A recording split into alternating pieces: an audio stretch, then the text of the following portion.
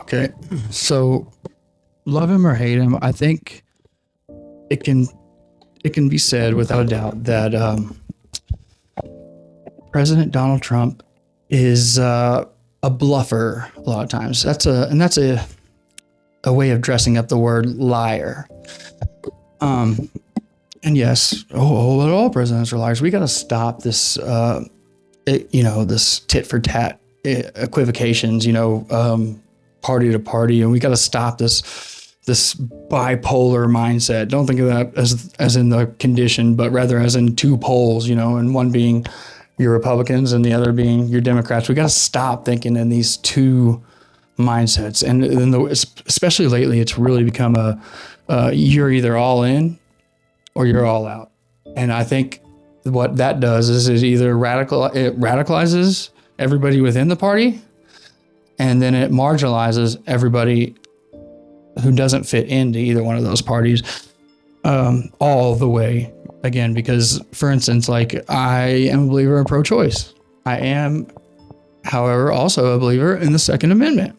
What I'm saying is we really got to get away from this bipolar mindset. I mean, it's becoming more and more divided, and eventually, I really do believe that it could lead to a civil war.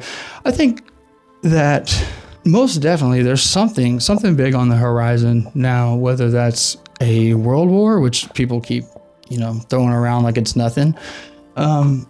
It's something, guys. It's something. As someone who reads and listens to a lot of audiobooks, my chosen subject that I prefer to listen to is actually a lot of World War I, World War II, early 20th century European history, and especially the Second World War. Like, when you look into some of the civilian accounts and you start reading through some of those and listening to some of the absolute horror stories they hear, like, I don't think people would be so quick to just label, World War III, here it comes, because that's going to entail an amount of suffering for people all over the world that has not ever been experienced. And maybe, I can't necessarily say that for certain, but if it's anything like the other two conflicts, it will be unfathomable at this moment.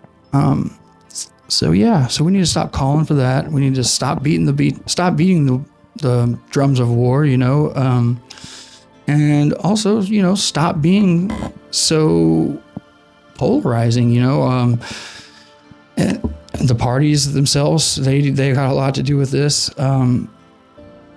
But I really don't think that a healthy political system really would only put forth two viable candidates every year for the top office in the land.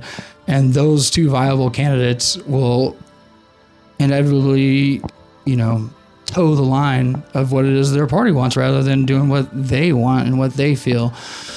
And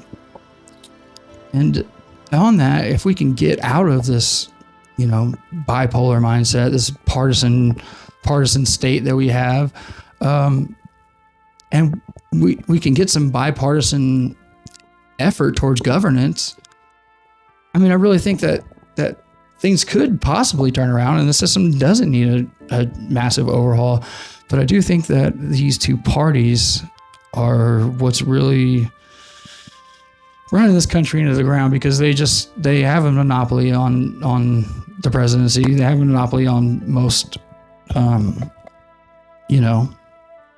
political offices.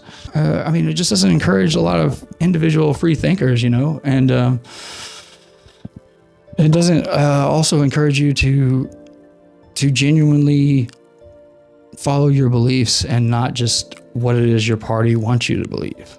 So yeah, if you consider yourself a conservative or you consider yourself a liberal, what I really want you to do is just go try to find somebody of the opposite party, I guess you could say, and just try to find some kind of common ground with them, whatever it might be, just as a start, and every day in my life, I interact with people who are of a different political opinion than myself. And, at times it can get heated if we are talking politics, but, regardless of what side you're on, I find myself agreeing with people of both sides. And I often feel like if people didn't have this, partisan mind state and they really looked inside of what they truly believe, that they would cross party lines on many different issues as well. I really think that's really what we need to do to prevent a potential civil war. Now, as far as a world war conflict, that is very interesting. I don't like batting that around all that easy, just because it does entail a lot of pain and suffering if we are talking about an actual world war. But there are definitely some similarities taking place compared to the first and second conflict. For instance, both wars were preceded by a lot of smaller skirmishes. Pre-World War I, it was the Balkan Wars, Russo-Japanese War. What was it? The British and what's it called? I guess the Zulus, or not. I don't know. The British had some kind of African war at that time. I forget what it was, and they almost had the Irish revolt on their own shores around that same time. So,